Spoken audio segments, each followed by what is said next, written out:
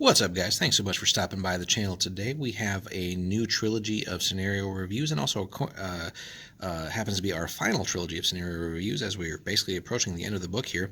And that was going to be for Thebes. So we're going to take a look at their 3 scenarios over 3 videos like we've been doing. So if you guys have been sticking with us, you know kind of how we do it. So we take a look at scenario 1 in a video, then scenario 2 in another one, and wrap things up with the 3rd and final scenario. So now there is, of course, a mercenary faction, but they don't get any scenarios because they're more add-ons for other factions, not their own necessarily faction in and of themselves with missions. So that being said, Thebes.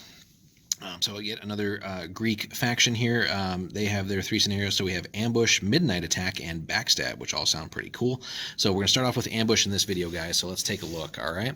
So we have basically the Thebans coming off 2 table edges here with the defenders kind of sandwiched in the middle, which you know would have been also cool for something if you want to adapt this for more of like the Roman ambush by the Germans and stuff like that, if you want to tweak some of those missions. But anyway, focusing on Thebes here, of course. So, as normal, both warbands have the same denarii. The enemy player is going to be the defender, as it's clearly marked. The Theban player is the attacker. Setup. So, all terrain is removed from the defending zone, which is rough.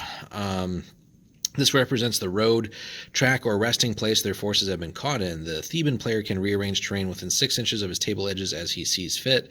The defending player then deploys all their models. The Theban player puts their units onto the table, basically walks on turn 1 and as the first phase. So right off the bat, this mission is stacked in many ways for the Thebans, right? No terrain to hide in for the defender whatsoever. That is just rough. Thebans get to tweak the terrain to their pleasing, basically, within 6 inches of their table edge. So all kinds of shenanigans you can pull there, but again, just a strong advantage in general there. And of course, anytime the defender deploys first, it's great information for the other player because you get to see how their army set up, what they're bringing, where you want to basically plan your attack. And again, this is just double trouble here basically because there's no terrain that is really going to get in your way of dealing with the defender. Unless you put it in your own way, essentially. And then, of course, the defender won't get to see anything that you've got planned, so they have to really expect you to come in from 2 table edges. But you get to walk on turn 1, which in some ways maybe sounds like a downside because you're going to be not as far up as you maybe would be under like a normal deployment. But this is just great. You can, you know, the defender might know what army you're bringing, but that doesn't necessarily mean they know what exact troops or what your overall strategy is. So there's just so many other psychological advantages and stuff like to being able to do this too, and really, you know, press the advantage of they have to respect that you can come in off of both sides. If they don't, you could just swarm them off the other side and, you know, be pretty scary there. And of course, you're also getting the first phase as the Thebans, so the initiative is with you. Also, though, to add to that, you know, if you can win the initiative on turn 2, it's going to be that much more brutal, right? Defender really hasn't gotten a chance to do much, and they're just still reacting to you, so that's going to be pretty nasty there. All right, let's check the special rules, though. Let's see if it's not all doom and gloom for the defender. So the defending forces have been caught off guard by the Theban sudden appearance and are not prepared for a fight. They may perform no actions in the first turn unless they pass a bravery check. After that, they can act normally. So, oof, even worse. So if you have the Thebans and you have some basically musicians, but also heroes that are geared up to providing extra actions, you, depending on what the defender did, as far as their deployment, what terrain's innovating, stuff like that, you can certainly get yourself set up for some strong first turns and potentially make contact too if you do it right. It says 18 inches, which is about the max that you're going to get on an infantry unit. So if they deploy right on the edge of something, that's pretty nasty. So something to keep in mind there. But again, if you can win that second turn, you're certainly going to be on the defender.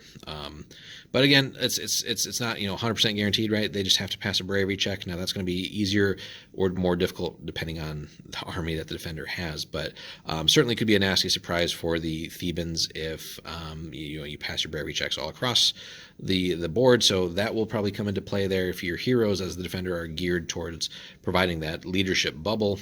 and just also if the dice are with you. So it would probably be smart here not to necessarily spread out too thinly as the defender, just to take advantage of that. But so hopefully you have at least more than one hero, depending on the game size, who can spread that leadership around. So there's obviously talents that work on that. We've gone through all of those. And then victory here is simply straight up kill them, but again, with all these sort of preconditions here. So yeah, the warband that manages to completely destroy or drive off its enemy, so that's going to be pretty rough. So again, depending on how the Thebans decide to bring it and where they put the terrain, you as the defender, I would try to at least get sort of one sort of maybe table edge behind me, or sort of consolidate in some way, just to mitigate the fact that you're probably going to be fighting from two sides. So you want to probably move to one of the other edges somehow, or where the Thebans are maybe thinnest, and kind of just try and punch a hole through there while sort of guarding your other flank, essentially, and just moving to one side and dealing with that. That's one area where you can catch the attacker sort of off guard, because if they sort of evenly balance their approach from both sides, you can kind of take your whole army and rush towards one of those and hopefully outnumber and outfight them. So again, it's not 100% all in the Thebans' favor here, but a lot of maybe more inexperienced players, or maybe just not so good, kind of get caught up in all the advantages and stuff that the attacker gets, and then just kind of forget that they can do things to mitigate the attacker's advantages there, and sort of fight a smart defensive battle. But not everybody is always up to that challenge. Again, a lot of inexperienced players will just make bad mistakes here and there, so it's easy to potentially catch them off guard, and again, play that psychological game with them as to what you're bringing aware as the attacker here. So fun one to start off the missions here for the Thebans. So again, this is Ambush. Let us know in the comments, guys, if you play Thebes, if you have played against them, and if you've tried the scenario again.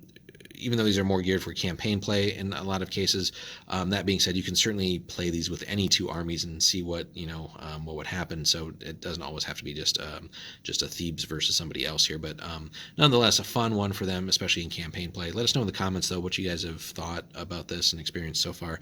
Be happy to hear about that from you guys. Leave us a like and a subscribe too if you haven't already, guys. And we will see you in the next one. Hope you guys have a good one. We'll see ya.